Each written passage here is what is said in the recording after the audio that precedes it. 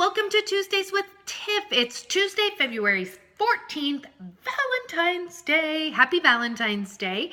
I wanted to just come to you real quick. Normally, I offer you guys fitness and nutrition tips because that's a very big passion of mine. But today, I wanted to talk to you about something else. I am a wife, been married for almost 17 years.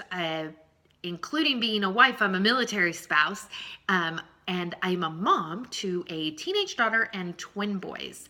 And so today I wanted to talk to you about 5 tips that I have found to be helpful in regards to raising a teenage daughter. The teenage years are crazy. I know I'll get through them, but I know that I have second guessed myself. I question, am I doing it right? And so I found these tips to be very, very helpful. So there's just 5. I'm going to be quick. I won't take a lot of your time. But number 1 is stay calm. No matter what, worry that you have or anything, you don't want to let that worry show. So don't let it get a hold of you. Your daughter will sense when you are worried.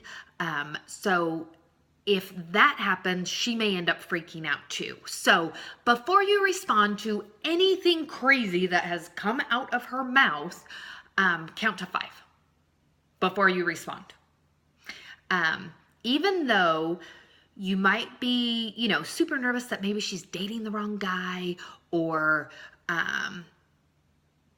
whatever it may be, showing your intense concern will both boost you and your daughter's anxiety. It will also completely end your conversation. So just stay calm. You don't want your daughter associating stressful conversations with mom because talks won't happen. She won't come to you. She won't rely on you. And you want to be there for her when, say, total wrong guy is a jerk and breaks her heart. So you want her to be able to come to you. So just stay calm, breathe, and count to 5. Number 2 is to let her solve her problems. And I know I am guilty of this myself. She'll start telling me something and I'm like, oh, no, you should do X, Y, Z. In fact, I think I just did it the other day. And I had to catch myself because I am so sorry. My allergies are out of control. You don't want her to think that she can't solve her own problems.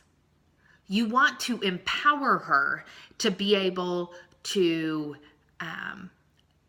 come up with a solution. So, if you're offering your super amazing wisdom, because we know us moms have amazing wisdom, she receives that message that she's not smart enough or capable enough to solve her own problems. That ends up leading to resentment and other issues that you really don't want to deal with. So, we need to empower our girls to develop the confidence to go out in the world and take care of themselves. And they can't do that if they don't think that they have the answers inside them. So a way to still honor your daughter is to help her organize her choices, and, help her come to her own conclusion, but by helping her to, like I said, organize her own choices. Present her the options and help her to see the pros and cons. This will help to empower her to make those decisions on her own. For me and my daughter, it's kind of scary sometimes because I look at her and I see myself. We are so much alike. We butt heads a lot. And so, you have to remember though, you made it. So, I look at that and I think about that and I'm like, oh, I did make it. She will too. And so when you have that mindset, things start to kind of mellow out a little bit because she'll make it, and you just have to have faith in her that she'll make it. Another thing is to compliment her regularly. If you're not doing this, say for instance, you say, "Oh my gosh, your hair looks great. I love the way you styled it." Wait, she'll think, "Oh, so it was bad before?" And you're thinking, "Oh my gosh, I just gave you a compliment." But if those aren't coming on a regular basis, she's going to think that what she's been doing for the past however long hasn't been good enough. So everything always comes back to that confidence factor with girls, especially teens. They are constantly dealing with body image, and it drives me batty sometimes because I just feel like, I wish that they didn't have to deal with body image so much, but they're faced with a ridiculous standard of perfection that doesn't even exist. And so what you want to do is just make sure that you are constantly complimenting them on a regular basis. So, I try to always, my daughter will come downstairs and every day I'm like, "Oh, you look cute." I mean, she looks cute no matter what she does. But I've had to remind myself that I need to always compliment her in a genuine way. And it's not all about beauty. I compliment her on how she, dealt with her brothers or whatnot, because that builds confidence.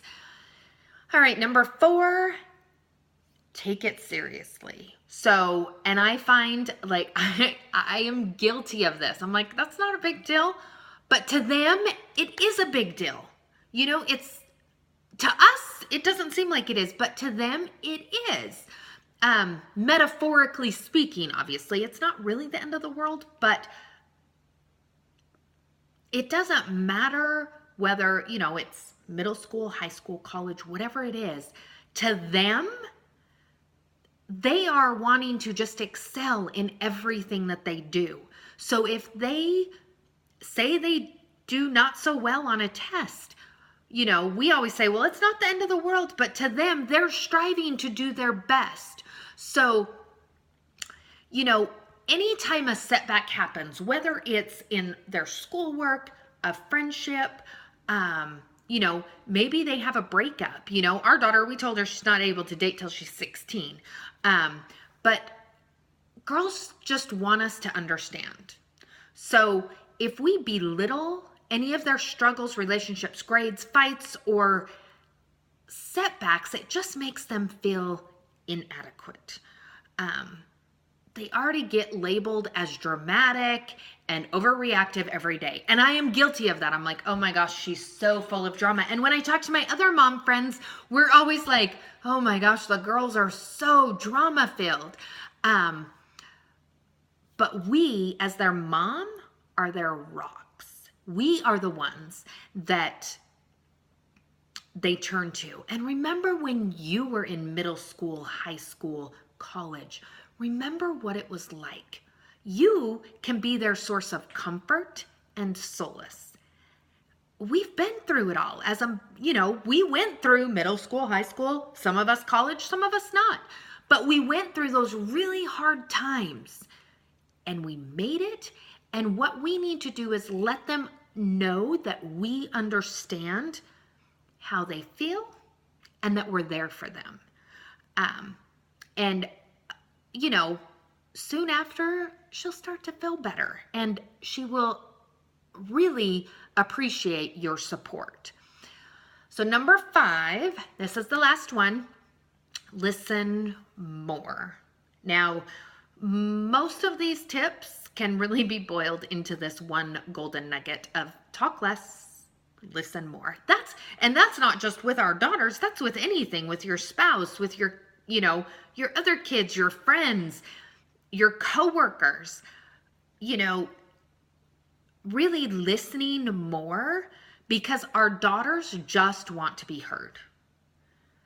Now,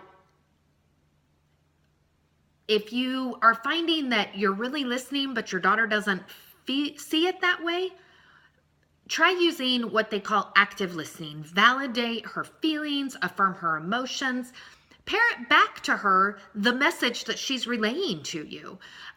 Whatever it takes just to let her know you're on her side.